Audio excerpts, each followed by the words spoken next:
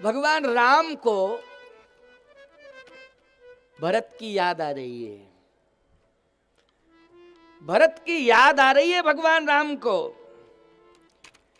तुलसीदास जी से पूछा कि भगवान को भरत की याद आ रही है, क्यों आ रही है याद? इसलिए कि चित्रकूट में भरत जी से ये कहा था कि मैं अवध में अवधि के अंतर्गत आऊंगा। भरत, तुम मेरी बात पर विश्वास रखो और तुम जाओ वापस अयोध्या, मैं अवध में अवधि के अंतर्गत आऊंगा। लेकिन भगवान राम कह रहे हैं कि मैं देख रहा हूं भरत रो रहा है। रहा एक दिन अवध अधारा,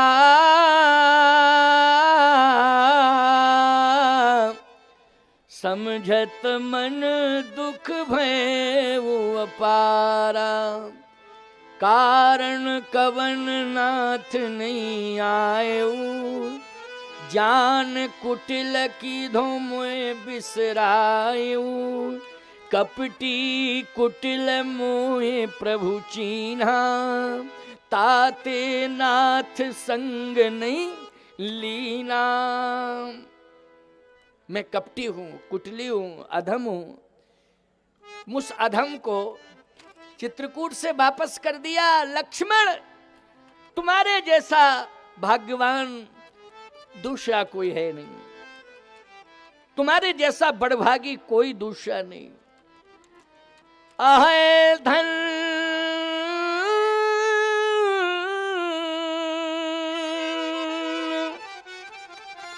लक्ष्मण बड़भागी, राम पदार बिंद अनुरागी। अहे धन्य लक्ष्मण बड़भागी। लक्ष्मण तुम बड़भागी हो। भरत जी कहते मैं अभागी हूं। भगवान देख रहे हैं इस दृश्य को। संसार में क्या हो रहा है ईश्वर देख रहा है। क्यों भाई? ईश्वर तुम्हें दिखाई नहीं दे रहा है, लेकिन तुम क्या कर रहे हो ईश्वर देख रहा है। संसार की नजरों से तुम छिप सकते हो, अपने को छिपा सकते हो, लेकिन परमात्मा की नजरों से क्या तुम छिप सकते हो? नहीं, वो सब देख रहा है। कौन क्या कर रहा है? ईश्वर सब देख रहा है, लेकिन इतना गंभीर है कि वो बोल नहीं रहा है तुमसे। वो गंभीर है। वो कहता है कि अभी तुम अपने मन का काम करो, जब मेरी अदालत में आओगे तब पाई पाई से हिसाब लूंगा। समझ गए हो कि नहीं? वो गंभीर है, समुद्र से भी ज्यादा गंभीर है।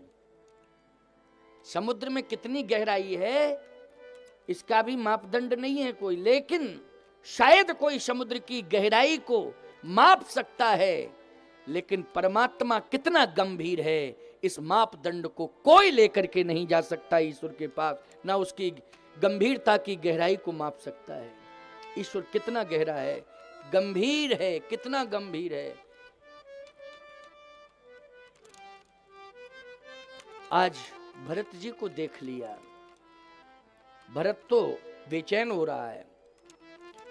भगवान भी यहां आंखों में आंसू भर के कहने लगे। तुलसीदास जी ने लिखा, बीते अवध जाऊं जो तुझियत न पावहु वीर, सुमिरत अनुज प्रीति प्रभु, पुनि पुनि पुलक शरीर। पुनि पुनि पुलक शरीर। राम जी कह रहे हैं कि यदि अवध में अवध के उपरांत पहुंचूंगा तो अपने भरत भाई को जीवित नहीं पाऊंगा। अब क्या करूं? सोच ही रहे थे तब तक हनुमान जी आ गए। जैसे हनुमान जी आए, हनुमान जी ने कहा, प्रभु आप रो क्यों रहे हैं? अब रावण तो मर ही गया, बच कौन गया बता दो तो उसको भी हम निपटा दें। भाई रावण तो मर गया, अब कौन बच गया? भगवान राम ने कहा नहीं नहीं हनुमान, रावण मर गया है। रावण के कर्मों ने उसे मार दिया। किसने मार दिया? कर्मों ने। लेकिन अगर रावण मर गया लंका में, अयोध्या में मेरा भाई भरत मर गया, तो फिर क्या तुलना होगी कि देखो परिणाम सामने आ गया कि रावण को मारा, उधर भाई मर गया। ये बदनामी किसके हाथ में लगेगी बोलो? हनुमान जी ने कहा मेरी समझ में एक बात नहीं आ रही है कि काल हिम्मत कैसे जुटा रहा है कि भरत जी को मारने के लिए जा रहा है। हे प्रभु, लक्ष्मण के ऊपर भी प्राणघातक हमला हुआ था, इसी लंका में हुआ था। आपने भी ये कह दिया था कि जय हो अवध कवन मोहि लाही, नारी हेतु प्रिय बंधु गमाई। आपने ये कहा था, उदास हो गए थे आप, लेकिन मैंने आपको सांत्वना दी थी, और केवल सांत्वना ही नहीं दी थी। सुखैन वैद्य ने जो उपाय बताया था, जिस औषधि के बारे में मैं समय से वो औषधि लाया था, वो संजीवनी लाया था, और लक्ष्मण जी को जीवंत मिला था कि नहीं? आप मेरे ऊपर विश्वास करें, कोई वैद्य ऐसा बता दो जिसको लेके हम पहुंच जाएं, और वो वैद्य औषधि बता दे जिस औषधि से भरत के प्राण रक्षा हो। आप बताइए। तो भगवान राम ने कहा यही तो मुश्किल है। लक्ष्मण के पास संजीवनी बूटी आई, और संजीवनी बूटी ने लक्ष्मण को जीवंत दे दिया। लेकिन भरत के पास अगर संजीवनी पहुंच जाएगी तो शायद वो दुर्नागित पर्वत पर रहने वाली संजीवनी भरत को जीवंत नहीं दे सकती। फिर भरत को जीवित करने के दो ही उपाय हैं, या तो भरत के सामने राम पहुंच जाएं तो भरत जीवित हो सकते हैं, अथवा राम कथा रूपी संजीवनी पहुंच जाए। राम कथा रूपी संजीवनी पहुंच जाए। हनुमान जी ने कहा हमारे पास दोनों हैं, राम भी हैं और राम कथा भी है।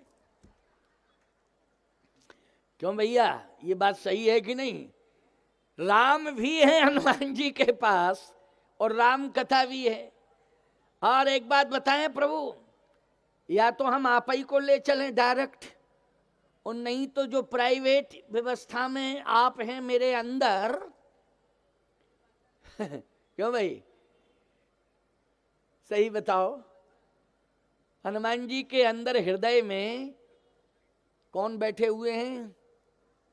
आपने कहा राम बैठे हैं कि नहीं बैठे हैं? तो हृदय में राम, और हृदय में ही राम कथा। बोलो है राम कथा कि नहीं? हृदय में ही राम कथा है, हृदय में ही राम है। हनुमान जी ने कहा या तो आप चले चलो, नहीं मेरे पास जो स्पेशल व्यवस्था है उसी का मैं प्रयोग करूंगा। आप तो ये बताओ, आप चल रहे हो कि हमें भेज रहे हो? भगवान ने कहा ऐसा है हनुमान, तुम जब जाओगे तो मुझे लेकर के ही तो जाओगे। हाँ आपको लेके जाऊंगा, ज्यादा से ज्यादा सीता को लेके जाओगे तो राम सीता बैठे हृदय में, लेकिन लक्ष्मण, तो भरत ये प्रश्न करेगा ना, मुझसे ही प्रश्न करेगा कि लक्ष्मण कहाँ है, तो मैं यही कहूंगा कि पीछे आ रहा है, पीछे आ रहा है। तो भरत जी यही कहेंगे कि साथ में ले गए थे लेकिन छोड़ के चले आए आप। साथ में जब अयोध्या से ले गए थे तो अयोध्या में साथ में ही लेके आना चाहिए था। अयोध्या के लोग भी प्रश्न खड़ा कर सकते हैं, मां कौशल्या भी पूछ सकती हैं, हे हनुमान सत्य तो यह है कि भरत अगर मुझे नहीं प्राप्त करेगा, लक्ष्मण को नहीं देखेगा, सीता को नहीं देखेगा, तो कुछ भी डिसीजन ले सकता है।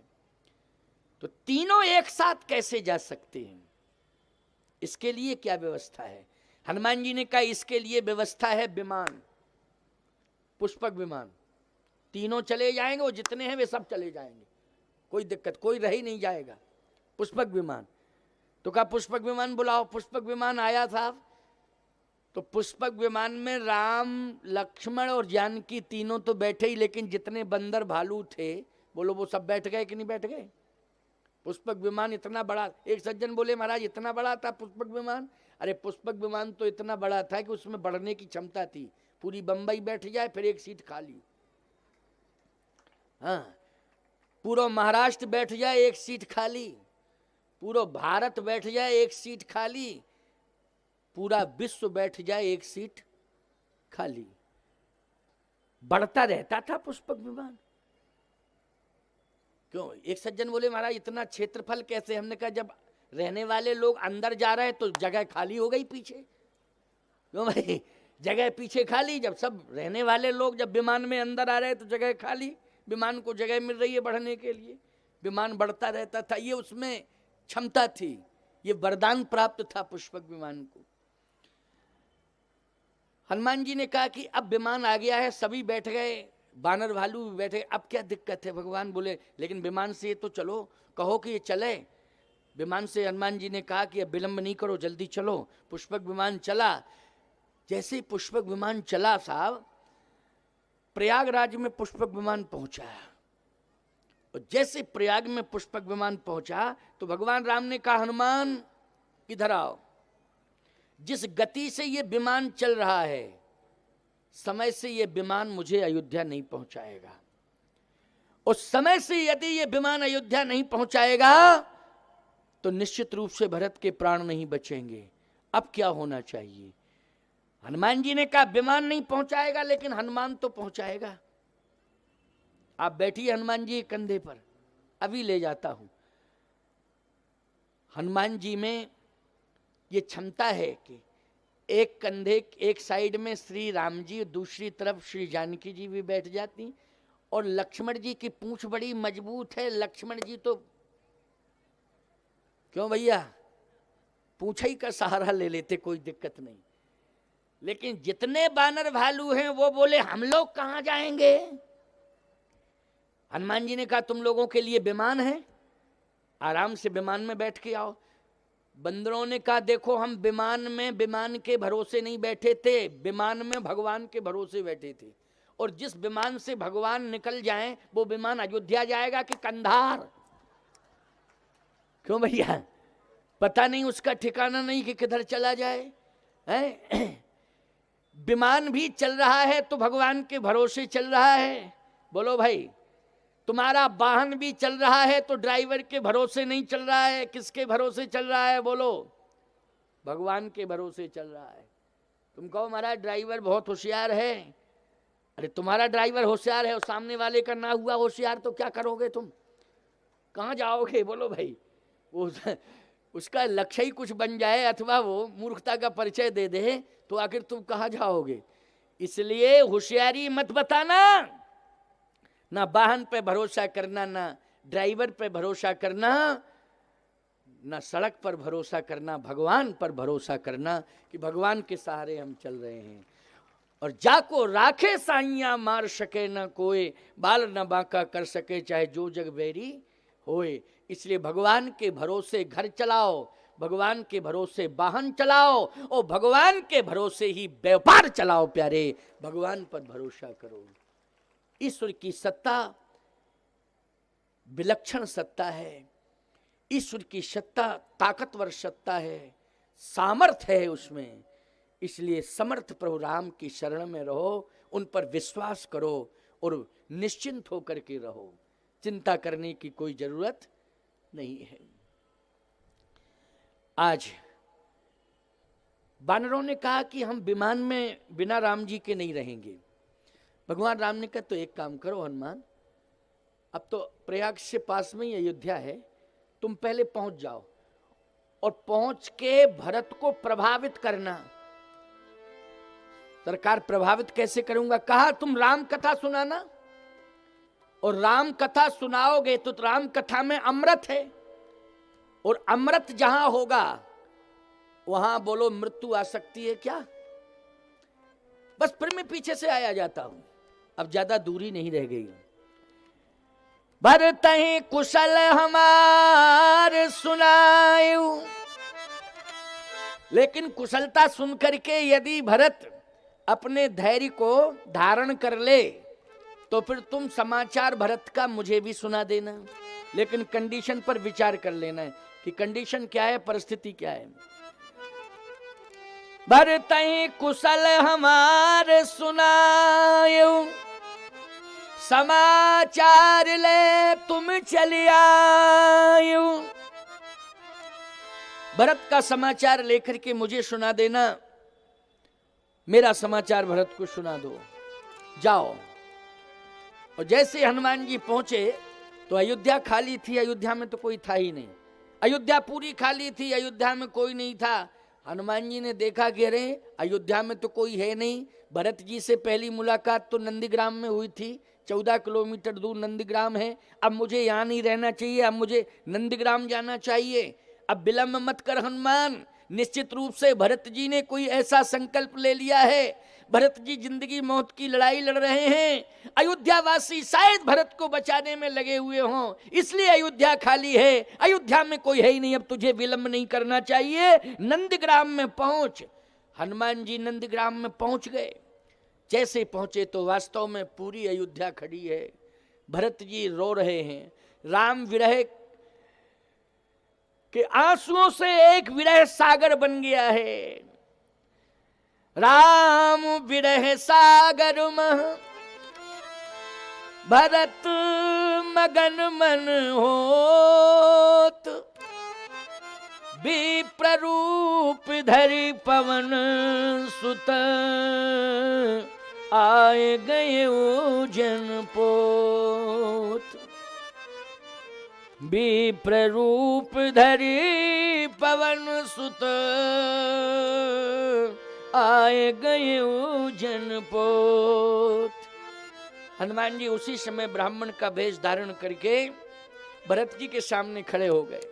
भरत जी की आंख बंद है, आंसू निकल रहे हैं, विरह सागर बढ़ता जा रहा है, भरत जी के प्राण कंठ में आ गए हैं। हनुमान जी ने कहा कंठ से ऊपर प्राण निकलेंगे तो ब्रह्मरंध्र से प्राण निकल जाएंगे, जब ब्रह्मरंध्र से प्राण निकल जाएंगे हनुमान तो तू क्या करेगा, इसलिए रोकना चाहिए। प्राण रुकेंगे कैसे, कथा से रुकेंगे, कथा में अमृत है, अमृत है कथा में। हनुमान जी ने कथा सुनाना शुरू किया। जासु विरह सोचो दिन राति, रटहु निरंतर गुणगन पाति, रघुकुल तिलक सुजन सुखदाता, आयु कुशल देव मुनि त्राता। आयु कुशल देव मुनि त्राता, घबराइए नहीं, आ रहे हैं राम जी, आ रहे हैं, आ रहे हैं, आ रहे हैं। भरत जी ने सुना आ रहे हैं, हनुमान जी बोले आ नहीं रहे, आयु कुशल देव मुनि त्राता। आयु कुशल आ गए, देव मुनि त्राता। भरत जी ने कहा तो एक वचन ही तो ध्वनित हो रहा है, एक वचन क्यों ध्वनित हो रहा है, इसका मतलब है कि 3 गए थे तो अकेले ही क्यों आ रहे, 2 कहां गए।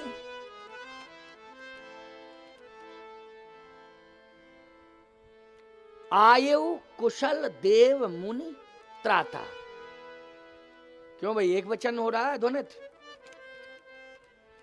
अब हनुमान जी सोचे कि प्रभु ने तो यही कहा था भरत कुशल हमार सुनायो, लेकिन वक्ता को मंच पर आप बिठा लें तो वक्ता केवल ऐसा ना हो कि मात्र एक ही प्रसंग जानता हो, अनेक प्रसंगों की जानकारी उसे होनी चाहिए। मान लो श्रोता को प्रसंग सुना रहा है, वो पसंद नहीं आ रहा तो दूसरा सुनाओ, वो नहीं आया तो तीसरा सुनाओ, जो पसंद आ जाए, जिसमें जनता प्रसन्न हो, समझ ले, वो सुनाइए, संतुष्ट करिए। क्यों भाई, ये धर्म कहता है।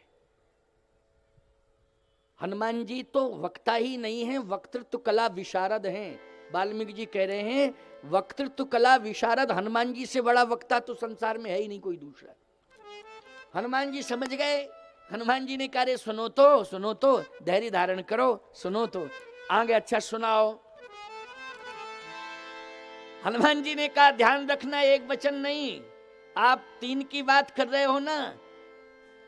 तो रिपुरन जीत अरे सुजस सुरगावत, सीता अनुज सहित प्रभु आवत। क्यों भाई बहुवचन हो गया कि नहीं?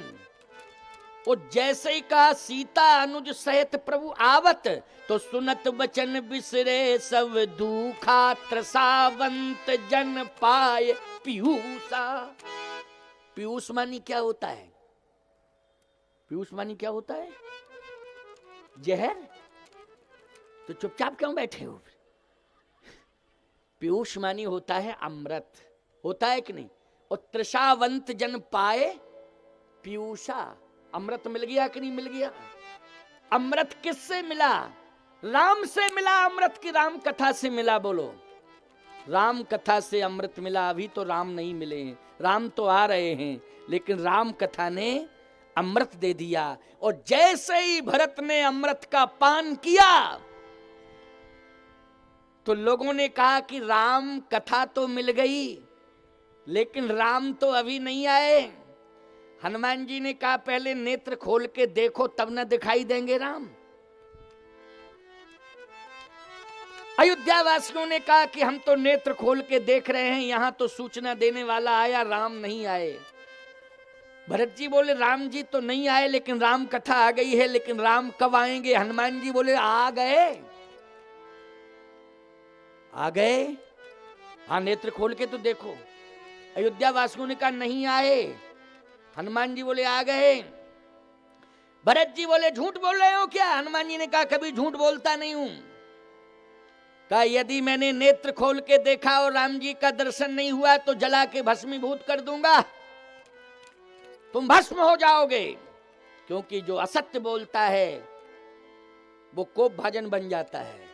मैं असत्य कभी पसंद नहीं करता। हनुमान जी ने कहा जिंदगी में कभी असत्य बोलता नहीं हूं, असत्य बोलने वाला मेरे सामने भी नहीं आता है।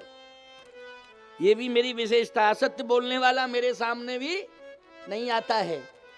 अयोध्या वासी बोले बड़ी गजब की बात करते हो, अरे राम जी आए कहाँ हैं? वो बोल, हनुमान जी बोले तुम लोगों की आंखों पे मोतिया बिंद आ गया, इसलिए तुम लोगों को दिखाई नहीं दे रहे, तो मैं क्या करूं? लेकिन भरत जी मैं श्राप तब न स्वीकार करूंगा जब राम नहीं मिलेंगे तब, लेकिन आंख खोल के तो देखो। और जैसे ही भरत जी ने आंख खोली, हनुमान जी ने अपना सीना फाड़ दिया है। कहा देखो ये बैठे हुए हैं, ये बैठे हैं, देखो। आहा, बोलो भैया भरत जी को राम जी मिल गए कि नहीं मिल गए? विमान वाले राम नहीं मिले, लेकिन हनुमान वाले राम मिल गए। कौन से राम मिल गए?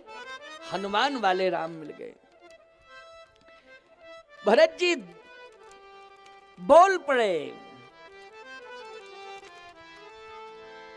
कपि तव दरस सकल दुख बीते, कपि तव दरस सकल दुख बीते, कपि तव दरस सकल दुख बीते, कपि तव दरस सकल दुख बीते। मिले आज मोहि राम प्रीते, मिले आज मोहे राम प्रीते, मिले आज मोहि राम प्रीते, मिले आज मोहे राम प्रीते, राम प्रीते, राम प्रीते। मिले आज मोहि राम प्रीते। राम जी मिल गए, मिल गए, मिल गए। विमान वाले राम नहीं, हनुमान वाले राम मिल गए। हृदय से लगा लिया भरत जी ने हनुमान जी को। आज देखने वालों को लग रहा है कि भरत का और हनुमान का मिलन हो रहा है, लेकिन तुलसीदास जी कहते हैं ये भरत का हनुमान का मिलन नहीं है, हनुमान के हृदय में बैठे हुए श्री राम और भरत का मिलन हो रहा है। आज राम जी मिल गए भरत को, हनुमान जी के माध्यम से मिले। अब जब मिल गए तब पीछे से विमान आ गया विमान, क्योंकि ये विमान तो आना ही था। विमान आया, संपूर्ण अयोध्यावासी खड़े हैं, दर्शन कर रहे हैं। प्यारे राज्य